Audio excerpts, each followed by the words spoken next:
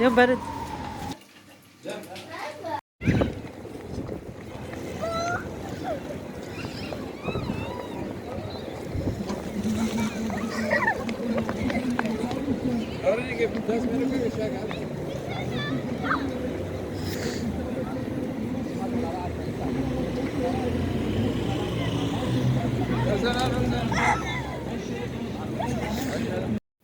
يا مرحبا، كيفكن؟ شو اخباركم؟ ان شاء الله تكونوا بالف خير يا رب. انتوا عم تشاهدوا هالفيديو، ان شاء الله تكونوا بصحة وعافية واحسن حال. طمنوني عنكم، كيفكن؟ كيف احوالكم؟ وكل عام وانتوا بالف الف خير يا رب. عيدكم مبارك، والله يتقبل صيامكم وقيامكم يا رب العالمين وجميع من المسلمين. حبيت هيك شارككم اجواءنا في العيد. طبعا هاي مو بالعيد، هاي يوم الوقفة، قبل العيد باليوم يعني. هيك حبيت اصور لكم. الصراحة كانت لازمني هيك شوية غراض، فحبيت قبل بيوم هيك نطلع ونشتري هيك كم غراض. جيت هون محل اللي هيك شغلات للبنات، يعني هيك عبسات وهيك. فالصراحة ما لقيت شي حلو، والشغلات هيك بيجوا ما بعرف الربطات هيك كانوا كبار وما عجبوني كتير. فاي والله قلت هيك بشوف محل تاني، والصراحة ما لقيت. فقلت هيك بغير يوم ان شاء الله بشتري لها لبنتي. فنشوف هيك اول يوم العيد ان شاء الله. فدخلت هيك على كذا محل، دخلت على مكان الفناجين.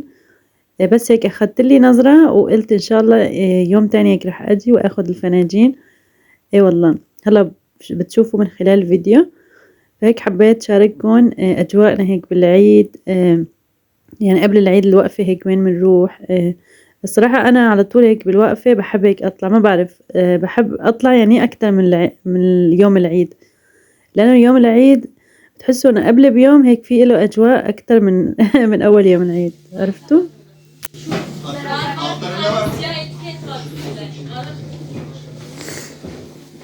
Altlarında da olabilir Fatma. Yok baktım altlarına.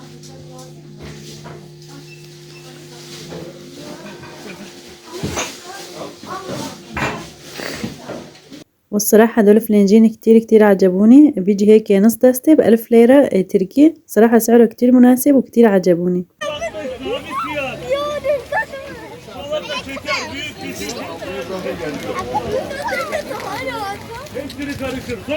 وكمان يا صبايا أخدت من هون شوية هيك ضيافة للعيد. أنا من قبل كنت أخذه، اللي شايف الفيديو السابق فبيعرف أنا من قبل أخذ ضيافة. بس هدوليك من عند السوري وهدول من عند التركي، يعني لازم ناخد من الاثنين. اي والله. Engin. Haydi.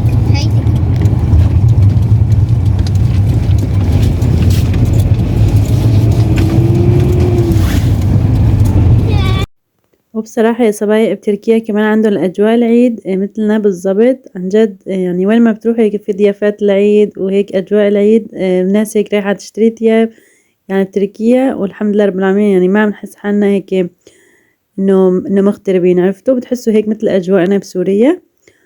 اي والله الحمد لله رب العالمين على كل حال. ومثل ما قلت لكم هيك ان شاء الله كل عام وانتم بألف ألف خير يا رب، وينعاد عليكم الصحة والعافية والسلامة انتوا وجميع أحبابكم يا رب العالمين. ويخلي لكم هيك أولادكم وعيالتكم جميعا يا رب.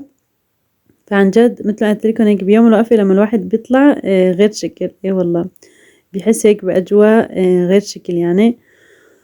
فالحمد لله رب العالمين. جيت هون رحت هيك مكان الفناجين، فمثل ما قلت لكم اخذت هيك نظرة على الفناجين وقلت مرة تانية رح اروح اخذهم. بس هيك اخذت كاسات الشاي. جوزي صراحة ما عم يشرب غير بهالكاسات، فكان بقيان منه بس هيك يعني كاسة واحدة، وصراحة كانت هيك يعني طيقة كمان. فرجعت رحت جبت منه واجيت ورحت دخلت هيك على البيم، بما انه اول يوم العيد هون البيم بيسكروا، عرفتوا؟ فهيك كانت لازمني سكر، فقلت هيك مشان ما انقطع منه فرحت جبت سكر ودمس رمان، وكان المعطر كمان هيك خلصان عندي فجبته. اي والله. وكمان حبيت هيك اورجيكم ضيافة العيد اللي اخدته من عند التركي. شوكولاتة شو ما بدكم تاخدوا من شوكولا او من الدروبس بتعبوا هيك يعني شو ما بدكم. مشكل الكيلو ب250 ليرة تركي. عن جد سعره كتير كتير مناسب، يعني عن أرخص من منطقتنا هون.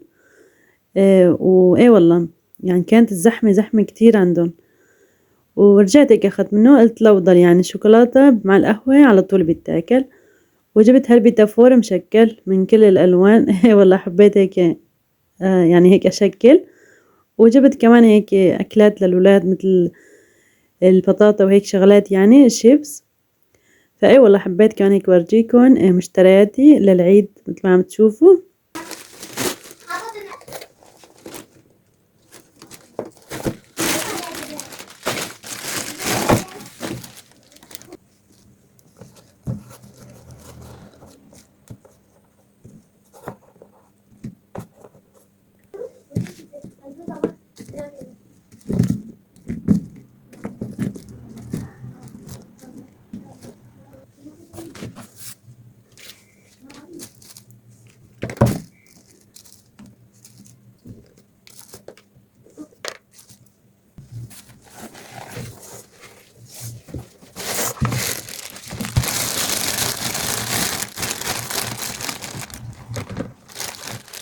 دي خدها.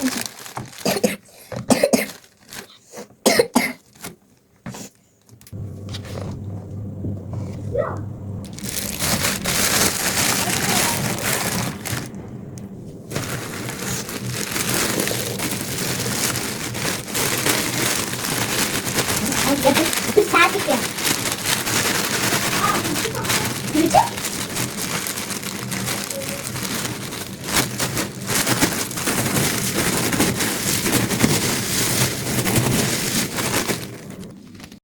ومثل عم تشوفوا هون يا صبايا أول ما هيك جبتن ضبطبتن وكل شغلة هيك حطيته بمكانه. وحبيت هيك حط البيتافورات بصفت هيك كبير بكرتونة قصدي، مشان هيك ما يفرطوا. وهدول الغريبات اللي أنا عملتهم مثل ما شفتوا.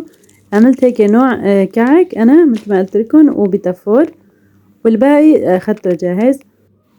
الصراحة هالعيد يعني ما حسنت أعمل هيك يعني كتير مثل العجوة وهيك شغلات بالبيت كعك العجوة، لأنه من أول رمضان لنص رمضان كنت مرضانة قريب وهيك سعلة وهيك الحمد لله رب العالمين. وبعدين لبين ما هيك طبت تحمست كتير لرمضان، صرت هيك أطبخ طبخات تقيلة. اي والله بالأخير بقى فرطنا ما ضل هيك يعني الواحد هيك له يعني طاقة يعمل كتير أنواع من الكعك وهيك شغلات. فعملت هيك نوع من الكعك الحلو، وكمان عملت بيتافور. اي والله قلت بكفوا الحمد لله رب العالمين.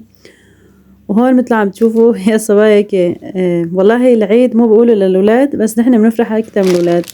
صرت هيك حطهم بالصينية واتذكر هيك اجواءنا من قبل لما كنا هيك نفضي كل الاكلات هيك بالارض على الصينية وهيك. فاي والله الحمد لله رب العالمين هيك خلصت بقتلكم، لانه كنت انا خلطة الشوكولا مع الدروبس، فهيك لهيك هيك يعني فضيتهم وشلت هيك كل شغلة لحال عرفتوا. فخلصنا هون واجينا على الكبة. هون رح اعمل كبة. صراحة هاي الفيديو الكبة عملتها انا قبل بيوم وحطيتهم بالفريزر، بس بنفس اليوم اللي رحت فيه هيك على المشوار اليوم يعني، فاليوم طلعتها ورجعت قليتها اي والله يعني فرزتهم بيوم يعني تاني يوم الصبح هيك طلعتها وقليته عرفتوا، يعني ما ضل بالفريزر يوم واحد.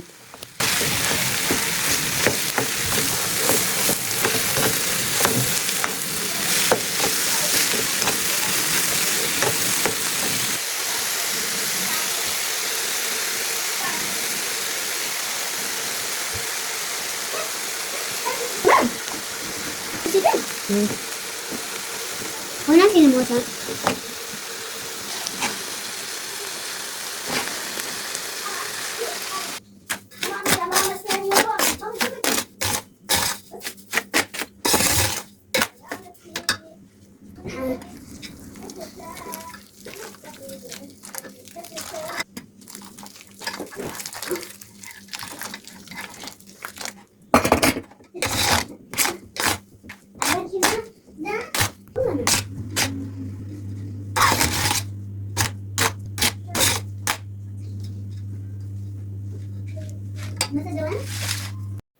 وهون يا صبايا مثل ما شفتوا بعد ما هيك قليت البصل حمصت البصل بعدين ضفت عليها اللحمة.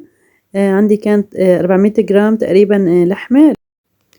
فمثل ما شفتوا بعدين قليت اللحمة كتير منيح وضفت عليه هيك التتبيلة بهارات، يعني شو ما بدكن هيك بتضيفولها. أنا ضفت لها شوية كمون، شوية فلفل أسود، شوية فليفلة ناعمة حمرا، وكمان بهار أسود بيعطيه نكهة كتير طيبة، وشوية ملح. وكمان حطيت له أنا بالحشوة حبيت البركة كتير، عطيته هيك يعني نكهة طيبة، ومعلقة دبس فليفلة. فقليتهم كتير منيح مع بعض. مثل عم تشوفوا الحشوة صارت عندي جاهزة. وإذا فيكن هيك تحطوا لها جوز كمان بيطلع هيك أطيب أطيب.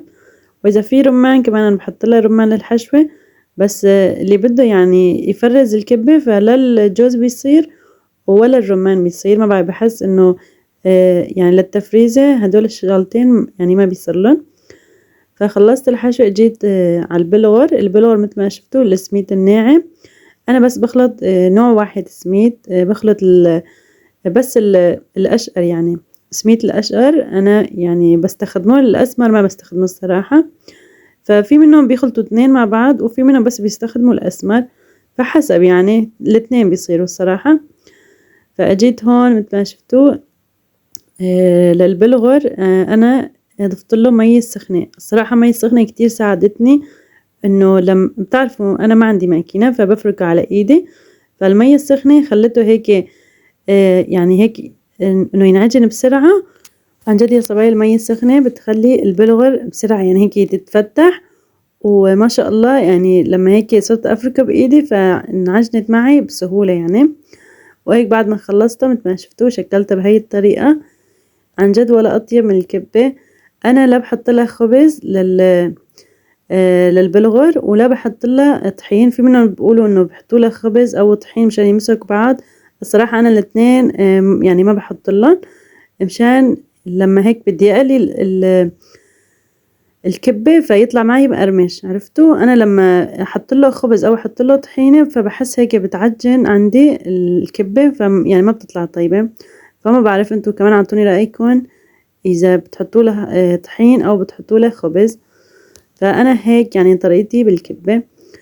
وما شاء الله هون البلغر يعني بتركيا فكتير بيجي هيك ناعم، وكتير كتير يعني الواحد هيك إنه بيستسهل يعمل فيها كبة، إنه مو مثل البلغر اللي بسوريا هيك بيجي شوي هيك أخشن.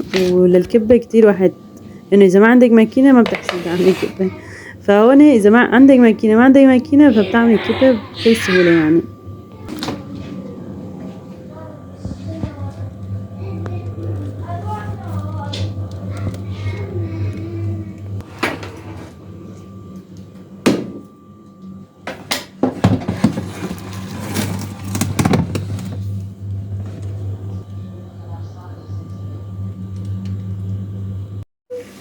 ماشي.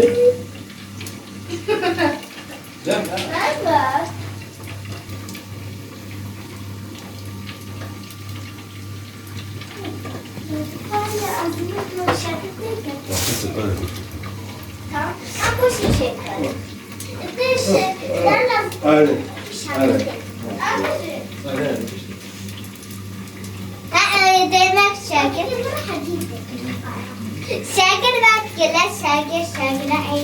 ومثل عم تشوفي يا الصبايا مثل ما قلت لكم بالليل عملت الكبة، وقمت الصبح مو الصبح بكير يعني على الافطار قليته.